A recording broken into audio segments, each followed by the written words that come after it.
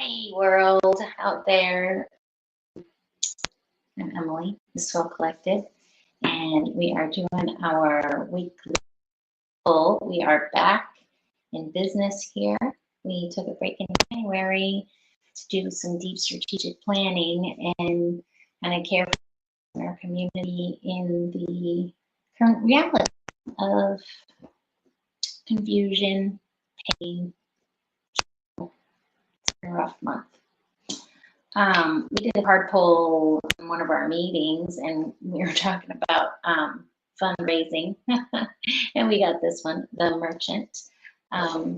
We have, we're a small nonprofit, and we usually work for our funding, so we do a lot of fee-for-service work, and right about now the need is so great that we need our team and really kind of up-level our ability to share community with folks. Important. So I kind of consider this a wink from the universe also to not sell ourselves short. Great courses and services that we're able to offer those organizations that have the budget for it. So I am stepping in that growth edge area to ask y'all for your support. And the ancestors, like we do, even if we're not streaming here, we're always thinking of being ready for the ancestors' guidance. Yeah. Let's see what we put merchant back in here. And let's see what the ancestors have for us this week. That was interesting. Had a spring. Right. Collaborator. Is that mirrored? Oh, I don't need it mirrored. But I will tell you what, the Collaborator affirmative statement is I co-create to create. We are cooperative, receptive, connective, supportive, curious, empathetic, responsible, insightful, accepting, inclusive, reliable, and co-creative. Absolutely.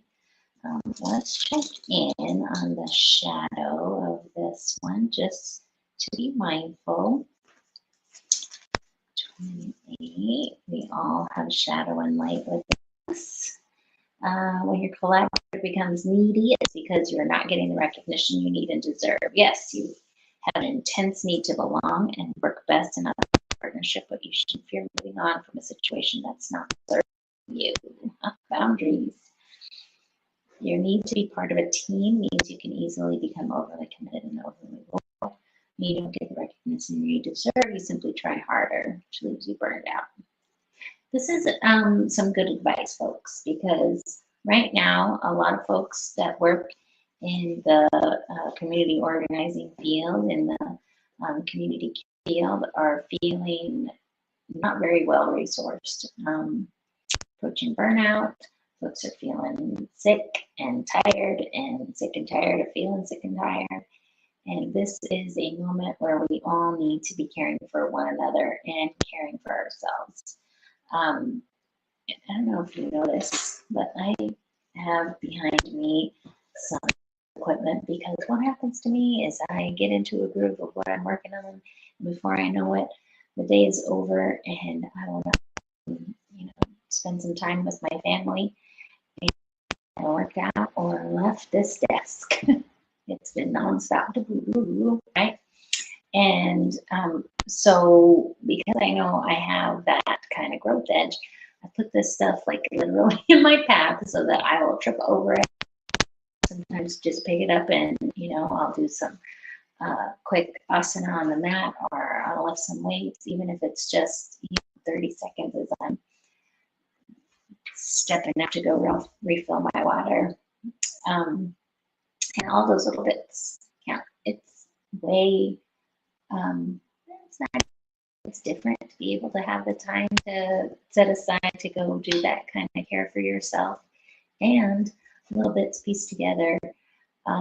Anything, any movement, any joy, any dancing you can find in your life, you go and do it. All right. And be good to each other, be good to yourself. Today, the ancestors' guidance is the collaborator. Let's go out and make it happen.